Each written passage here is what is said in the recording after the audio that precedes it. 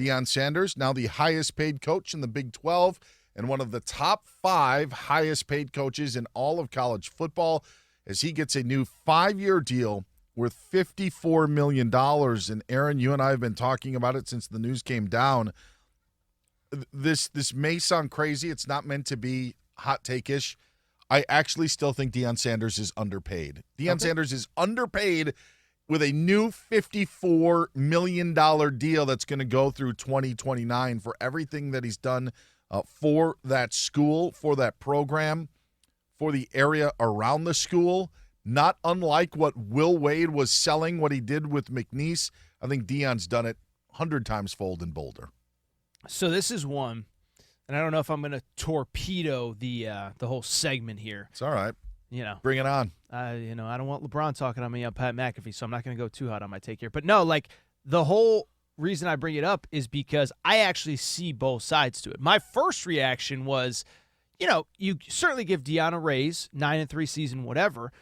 But I sat there and said, I am curious what he looks like, because Shedeur is an excellent prospect, okay? Don't let everybody in the draft nicks fool you.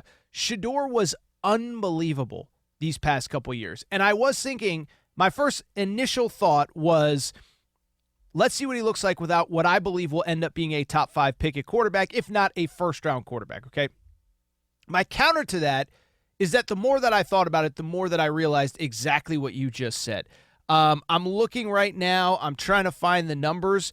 According to USA Today, this is an article that was published this January. The coach prime effect of Sanders hiring helped lead the department to $146 million in reported revenue, $31 million in ticket sales.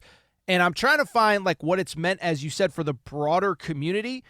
And I think we've seen numbers that reflect that he has created hundreds of millions of dollars of revenue for that community with what he's been able to do. So I might have to pull back and make an addendum to the original take, because at first I was looking. I was looking at the original, just football on the field. Is he really a $10 million a year guy?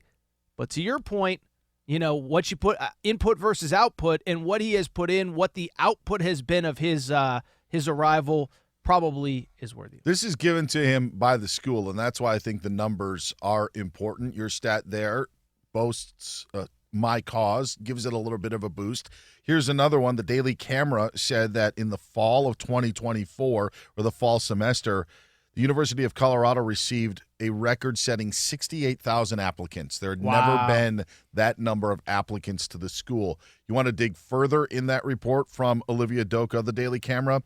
She says the university saw an increase in Black and African-American applicants by 50%, 50.5%. An increase there. Hispanic and Latino applicants up 25.6%. American Indian and Alaskan Native applicants up 15%. That's incredible. And so just in those numbers alone of what it means for a university and putting them on the map again is what Deion Sanders did. And then, Aaron, if you at least want to look at the football portion of this, because I do think that they are a combination of both.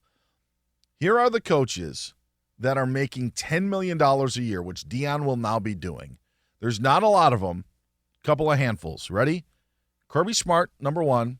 Ryan Day, Dabo Swinney, Steve Sarkisian, Lincoln Riley, Kalen DeBoer, and Bill Belichick. Outside of Deion Sanders. By the way, so did Stuart Mandel, and that's whose tweet I was just reading. He had to go back and add Bill Belichick for the reason. However, Kirby Smart, national championships, he's got it. Dabo, he's got a couple of national championships, but I would say, okay, where's Clemson now as opposed to where they were 5 years ago? I don't know. Ryan Day coming off a national championship, absolutely.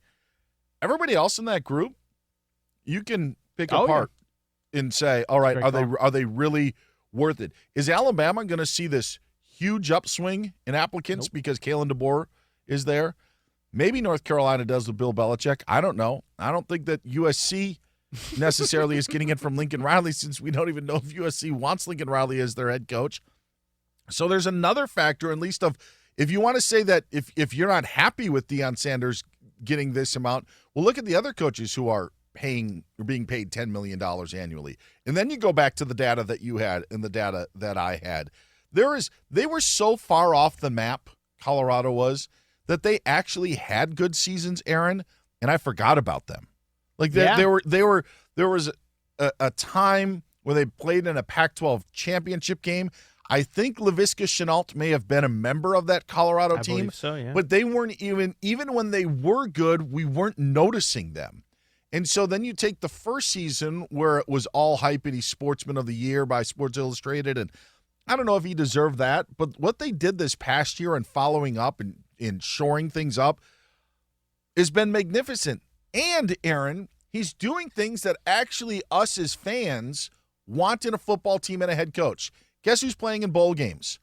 Guess who wants to play a spring game and do it against other competition? So you may have been critical of Deion Sanders in saying, all right, maybe it's all flash in the first year. What he has done since and what we've seen from year 1 to year 2 makes him worth every penny of the $54 million that he signed up for the next 5 years. Well, and I have another thought, too, is first of all, I think when you break down that Lincoln Riley is probably making in the $10 million range, Kalen DeBoer is, Brian Kelly, I believe, is right around there as well. I don't know if you mentioned him. I apologize if I missed that. There's another variable, too, is that you have to let Deion Sanders know how valued he is. Because unlike Brian Kelly and unlike Lincoln Riley, there are other people that would happily hire him. Like if one, forget the NFL stuff's not going to go away. Shador's going to go, let's say he goes to the Giants. Let's say in a year, they fire Brian Dable. That's going to be right back there. Where I don't think Lincoln Riley is getting NFL offers a year from now. Brian Kelly is certainly not getting offers a year from now.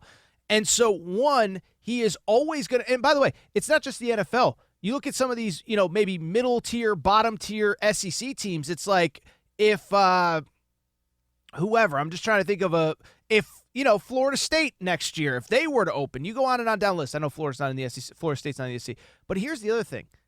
He has, we believe, I don't know what his personal finances are, but he has so much money where he doesn't have to do this job and he doesn't have to leave for another job. Where if a year from now he just felt like, you're kind of taking me for granted, I'm just going to go be Deion somewhere else. I don't need the Florida State job. I don't need an NFL job.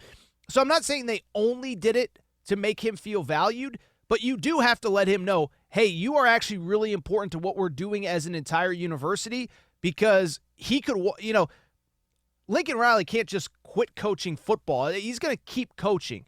Deion doesn't have to coach football. Deion can go be Deion and still have a very profitable life.